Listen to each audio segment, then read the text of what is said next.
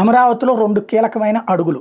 ఒకటి అక్కడ ఆల్రెడీ అంతకుముందు కట్టడానికి ప్రారంభించినటువంటి టవర్లు అవన్నీ నీళ్లలో నిండిపోయి చిన్న సైజు చెరువులుగా మారిపోతే అవన్నిటి కూడా ఇప్పుడు ఆ నీళ్లు తోడారు. ఇవాల్టికి కాదు ఇంకా 2 రోజులు పడుతుంది పూర్తి కావడానికి. ఎందుకంటే నీళ్లు పోయినటువంటి చోట్ల ఇంకా బురద బాగా ఉండిపోయింది. అలాగే అక్కడ ఉన్నటువంటి ఎక్విప్మెంట్ అప్పట్లో వదిలేసిన ఎక్విప్మెంట్ అక్కడ దొరికింది.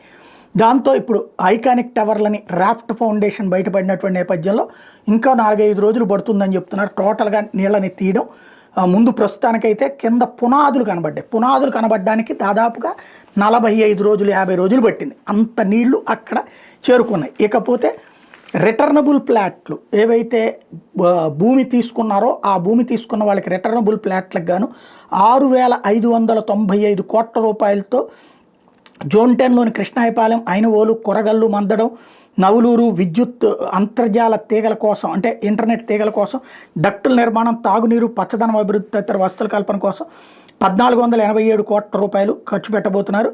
జోన్ 12 పరిధిలోని కొరగల్లు, నవలూరు, నిడమరులో 2,949 కోట్లు, జోన్ 12A పరిధిలోని కొరగల్లు, నిడమరులో 2,159 కోట్లతో రైతులకు రిటర్నబుల్ ప్లాట్లో మౌలిక వస్తువులు సమకూర్చబోతున్నారు. ఫిబ్రవరి 4లో టెండర్ల దాఖలకు తుది గడువు ఇచ్చారు. సాంకేతిక బిడ్డను అదే రోజు సాయంత్రం 4 గంటలకు తెరవబోతున్నారు. 8 మంది ఇంజనీర్లను కూడా దీనికోసం కేటాయించారు.